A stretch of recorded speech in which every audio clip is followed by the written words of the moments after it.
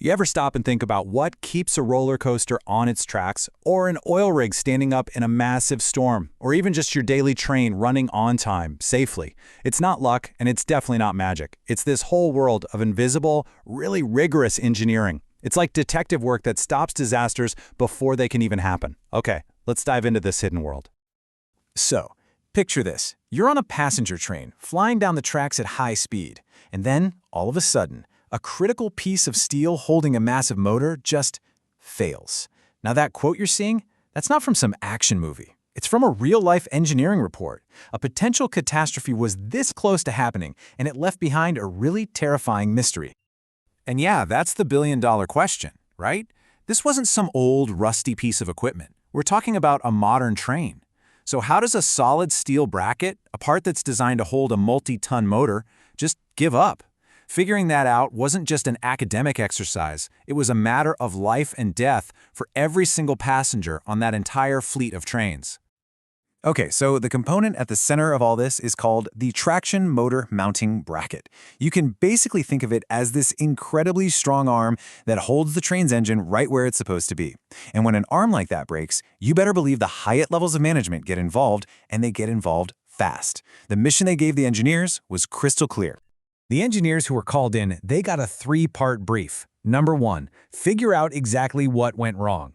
Number 2, come up with a plan right now to make sure the rest of the trains could keep running without any risk to passengers. And number 3, design a permanent, long-term fix that would last for decades. You know, no pressure or anything. And this is where engineering starts to look a whole lot like detective work. I mean, these folks are basically structural detectives. They don't just stare at blueprints all day, they're hunting for clues in the metal itself, in vibrations, in mountains of data, all to solve these incredibly complex puzzles where the stakes couldn't be higher. They literally had to piece together a story of hidden forces and completely unexpected stresses.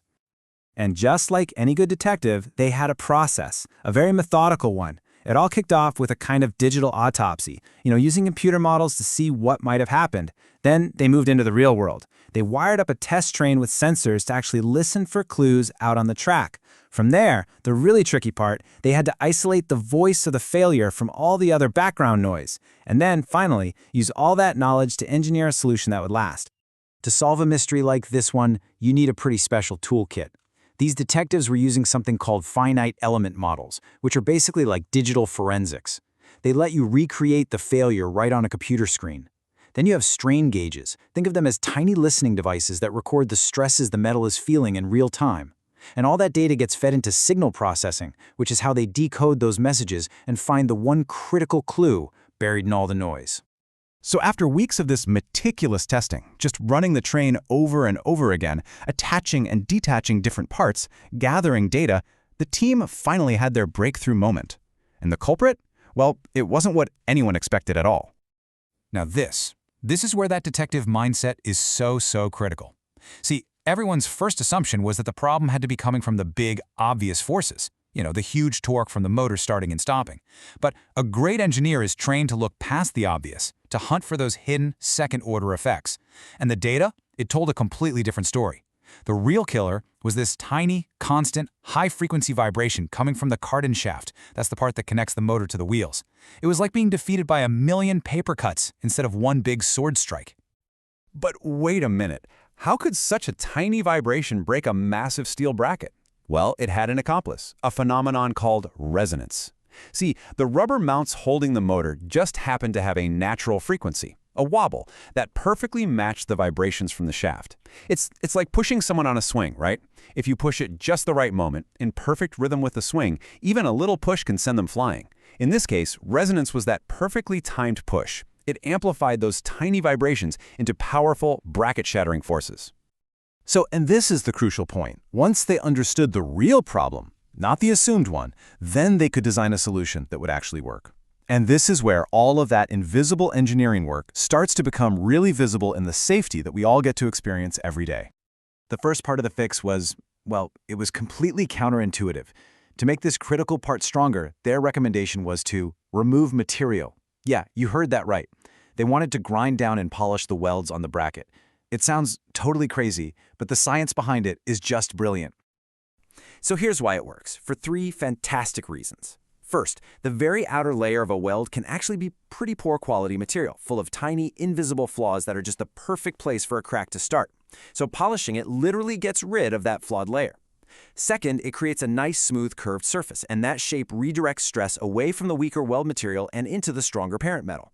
And finally, a polished surface makes it way easier for an inspector to spot a tiny little crack before it ever becomes a big, catastrophic problem. So, the team combined this clever polishing technique with a new reinforced bracket design and some dynamically optimized motor mounts. And the result? The new and improved design was certified to have a safe life of 30 years without needing constant, super-intensive monitoring. The mystery was solved. The fleet was safe. Case closed. And you know, this kind of structural detective work isn't just for trains. The exact same principles, the same techniques are used to keep us safe in all kinds of places. We're talking everything from the roller coasters at theme parks and subsea oil equipment deep in the ocean to the construction cranes in our cities and critical aerospace components. The safety we just take for granted in all these places is a direct result of this incredibly meticulous, invisible work. But what happens when that diligent process gets overlooked? The story of Alaska Airlines Flight 261 is just a tragic, heartbreaking reminder. It all centers on one single critical component that failed, not because of some deep design mystery, but because of a failure in really basic maintenance. That component was a jack screw, located in the tail of the aircraft. It's a pretty simple but powerful device. It takes the spinning motion from a motor and turns it into linear up and down motion, and this moves the plane's horizontal stabilizer. In simple terms, this controls the plane's pitch, whether the nose points up or down. It is an absolutely, fundamentally critical flight control system. The investigation by the National Transportation Safety Board was tragically clear. The threads on the jack screw's nut had just completely worn away. They were stripped bare. And the cause? Insufficient lubrication. A basic routine maintenance task, making sure the part had enough grease, was not performed properly, and that led to the catastrophic failure of the entire system while the plane was in the air. So, just how much difference does a little bit of grease actually make? Well, the investigation revealed a truly staggering number.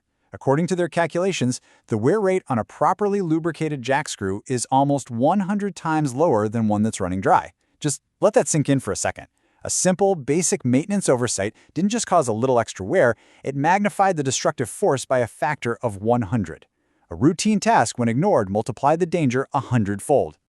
You see, this wasn't some complex mystery about hidden vibrations or resonance. This was a failure to follow a known critical procedure. And it just starkly highlights the fact that the most brilliant engineering in the world means absolutely nothing without that rigorous, ongoing process of inspection and maintenance, the very things the structural detectives on the train project worked so hard to put in place. And really, that's the ultimate takeaway here. The bridges we cross, the planes we fly in, the buildings we work in, our entire modern world is held together by this invisible but absolutely rigorous process.